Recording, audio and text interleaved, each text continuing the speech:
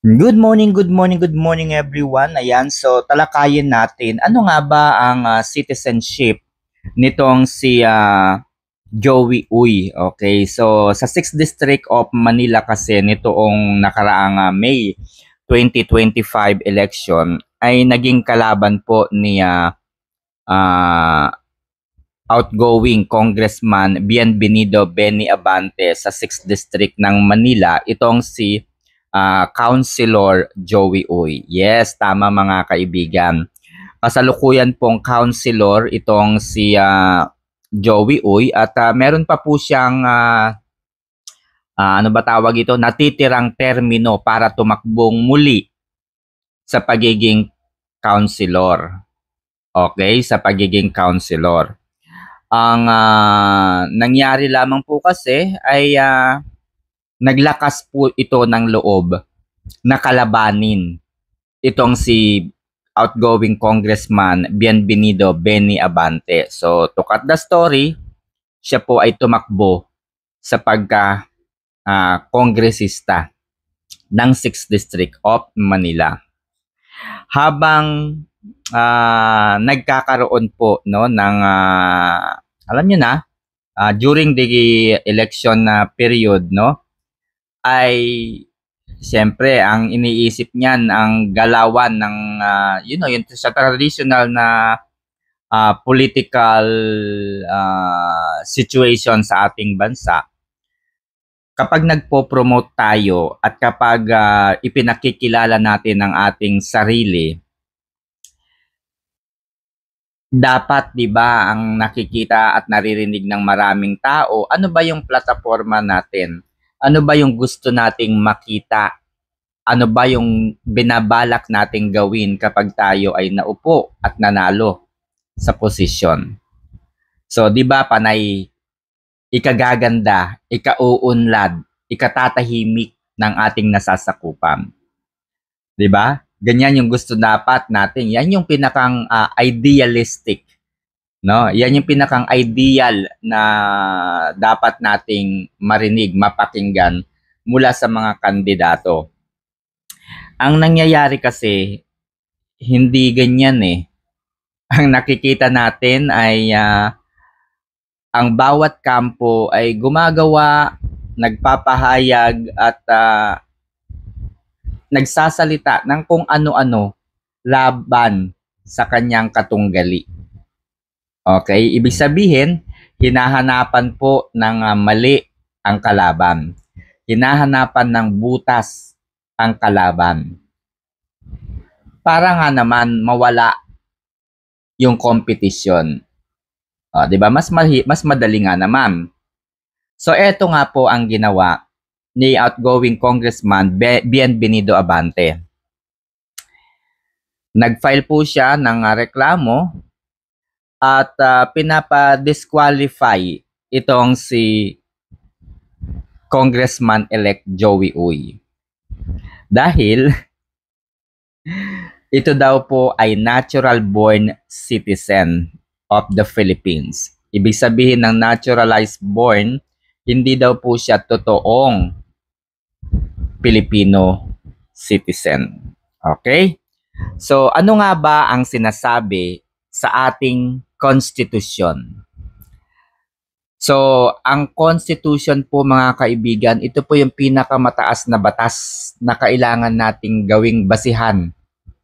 Ano ba yung pinakang terminology ng Constitution mga kaibigan? So, ayon po sa 1987 Philippine Constitution, 'di ba? Ito po yung nakapaloob sa 1987 Constitution, okay? So, ang sinusunod po ng Pilipinas pagdating po sa citizenship issue, makikilala, malalaman daw natin ang citizenship ng isang tao kung ano po yung citizenship ng kanyang mga magulang at the time of his birth. So ito po yung tinatawag nating principle of jus sanguinis. Hindi ko alam kung anong pronunciation nito. Jus sanguinis or citizenship by blood. Dalawa lamang po yan. At meron din po tayong tinatawag na jus soli o soli, citizenship by birth. O, di ba? Dalawa po yun. Para malaman kung ano yung citizenship natin, ay kinakailangang malaman muna natin yung citizenship ng ating mga magulang at the time nang tayo ay pinanganak. And the Philippines follows the two principle. Yung principle na citizenship by blood na tinatawag nating jus sanguinis at yung citizenship by place na tinatawag nating jus soli. Okay, so ito po. Father is, ito po yung case ni Joey Uy. Yung kanyang tatay ay naturalized Filipino citizen. Naturalized. Ibig sabihin, hindi po natural born. No, naturalized. Ibig sabihin, nagsumiti po siya ng mga dokumento, mga informasyon para maging Pilipino. Sa madaling salita, nag-apply po siya para maging ganap na Pilipino. Yung kanyang nanay po ni Joey Oy ay natural born Filipina. Natural born Filipino citizen. So citizens talaga yung kanyang nanay. Ayon po sa Article 4, Section 1 of the 1987 Constitution, ito daw po yung matatawag nating citizens of the Philippines. Number 1, those who are citizens of the Philippines at the time of the adoption of this Constitution.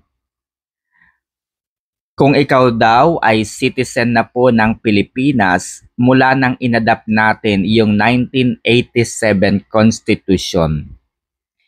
Kailan po na-ratify, kailan po nabuhay ang 1987 Constitution? So, kung ikaw, ibig sabihin natin dito, no, correct me if I'm wrong sa mga expert po diyan.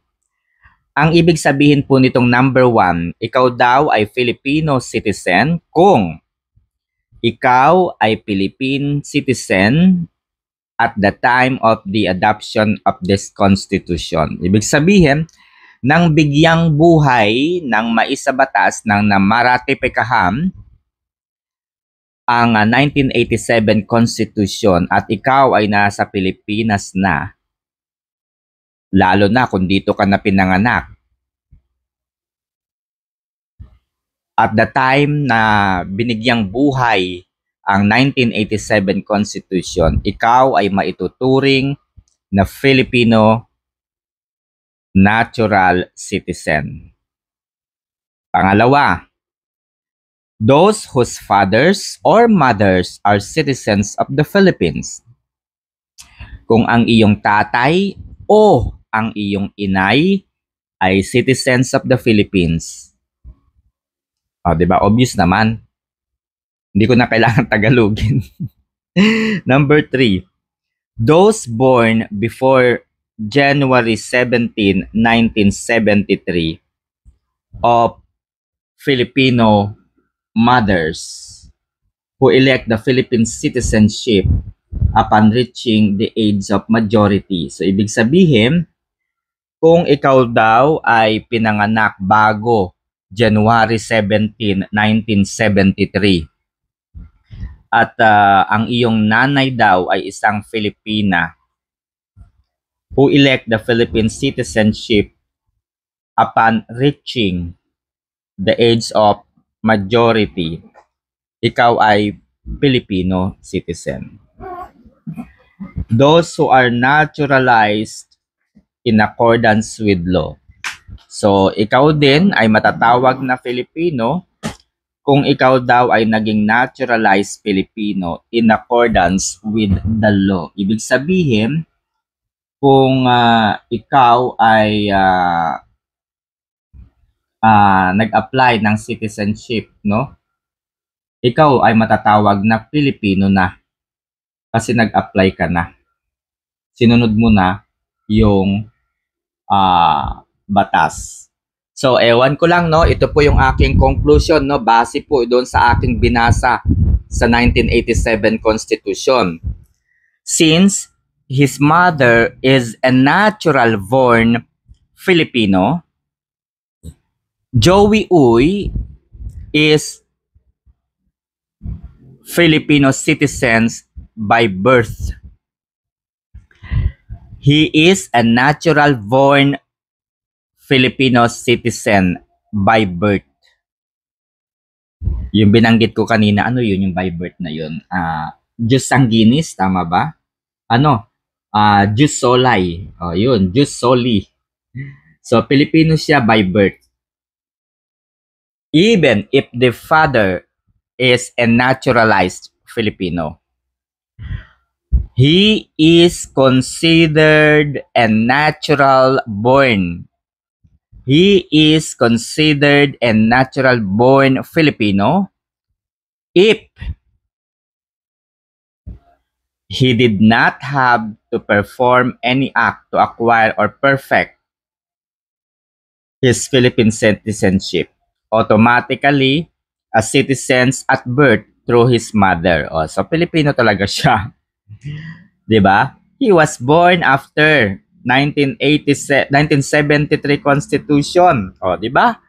Yung binanggit natin kanina, he was born after the 1973 Constitution took effect, which already allowed citizenship to be derived from either parent, no, not just the father or mother.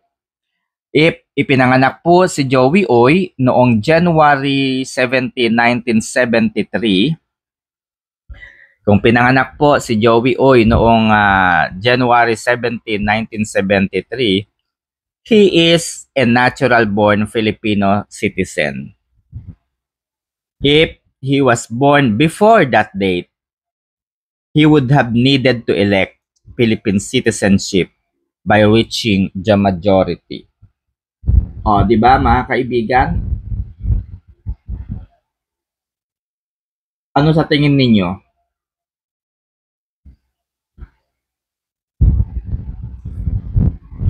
So, ano sa tingin ninyo mga kaibigan? Filipino citizen ba? Natural born Filipino ba itong si Joey Uy? Or hindi? Ayan. Yan guys, yung hintayin natin kung ano yung magiging kasagutan sa bagay na yan, no? Pero yung sa akin lamang po, binasa ko lamang kung ano yung nakasulat sa 1987 Constitution.